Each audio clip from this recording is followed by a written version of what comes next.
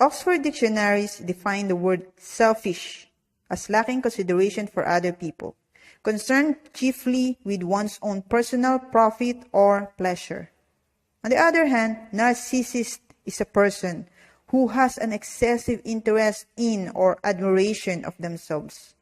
And self-love means regard for one's own well-being and happiness. This video is so straightforward. I'm warning you, if you aren't ready for no bullshit truth, don't continue watching. But if you are open-minded enough and such a coachable person, then this video is right for you. Because the lessons that I will be sharing here are things that I wish I knew early enough. If I did, I won't mess up my relationship with my family and exes. If you think you are ready, keep watching. Before I started my self-love journey, I was a selfish person. Yes, you heard it right. People who are selfish or narcissists do not have love for themselves. It's because instead of taking the responsibility to love themselves, they point that responsibility to others.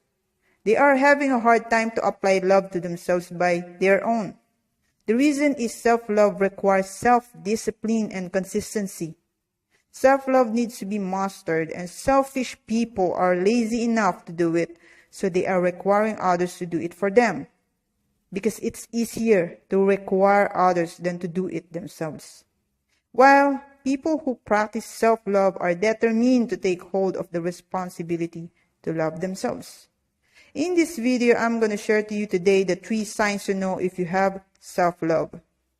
Let's go to number 1, which is when you don't need other people's validation about your good characteristics. No other person knows best about your abilities. Others will just see the outcome of your works, but they don't see all your effort, the hard work you had, the overtime you spent, and they can only see the quality of your works based on their own perspectives.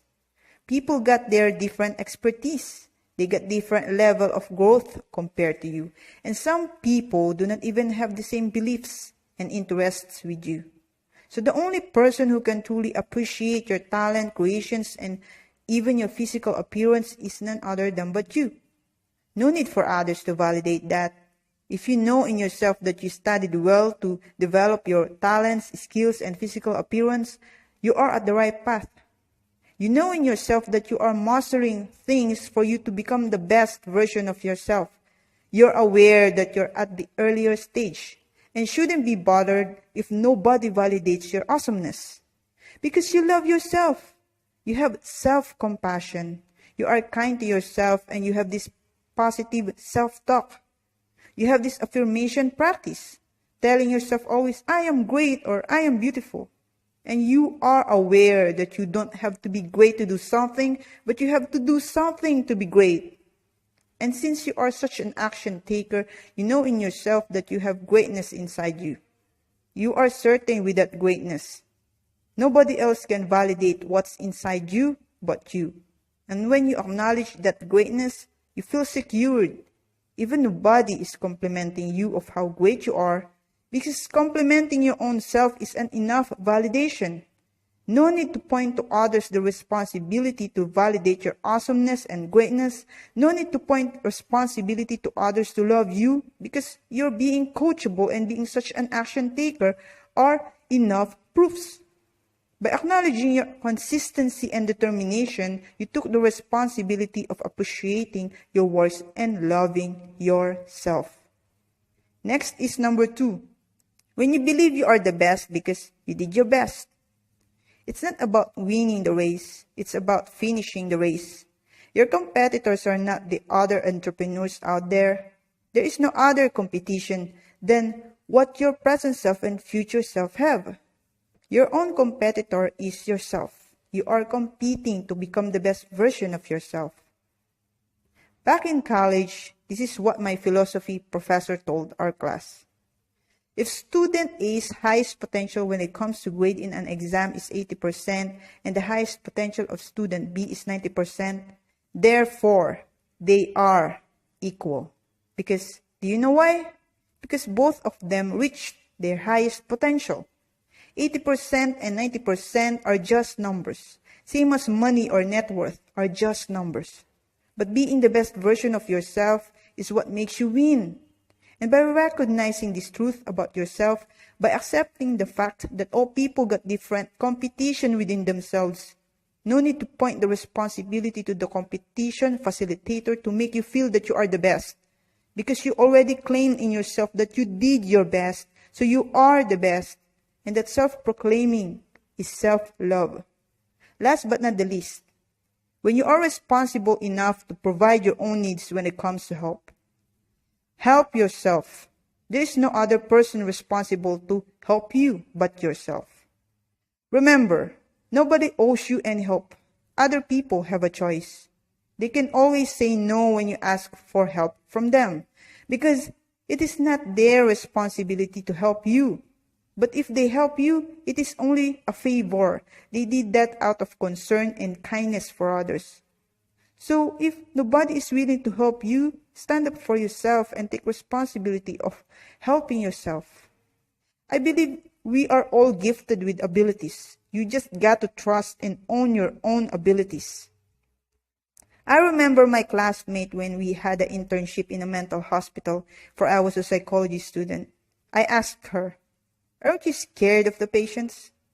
And her response surprised me. What a strong woman, I thought. Because you know what she said? If our classmates can do it, I can do it too. So instead of pointing to other people the responsibility to help himself, a person of self-love takes the responsibility. A person of self-love doesn't complain when people say no to help him, doesn't feel angry towards those people, because he knows in himself that it is his responsibility to help himself as a grown-up. He loves himself enough to help himself enough. And it's okay that nobody helps him that shows love for him. He helps himself. He loves himself. So if you have self-love, accept the no of other people when they don't want to help you. Take the responsibility to help yourself because you believe that you are grown up and strong. But it depends on the situation. Nobody is totally independent. We are interdependent beings. There are times that a person thinks he needs help when he doesn't. He just got lack of trust of himself. There are times when he needs to reach out to others. Let me give you an example. If a jobless person always asks for money from his family and his family says no, this is the time he should apply self-love and help himself to go find a way to earn money. If the same person thinks about starting a business and he doesn't have any idea how to start, that's the time he should be determined in asking for help from professional people for him to gain knowledge. But of course, the ending is he is the only one who can totally help himself by applying the knowledge shared to him. Let's recap 3 signs to know if you have self-love. Number 1, when you don't need other people's validation about your good characteristics. Number 2, when you believe you are the best because you did your best. Number 3, when you are responsible enough to provide your own needs when it comes to help. If you like this video, feel free to hit the like button. Subscribe to my channel so that you'll be easily updated with my videos about self-love. Speak to you soon.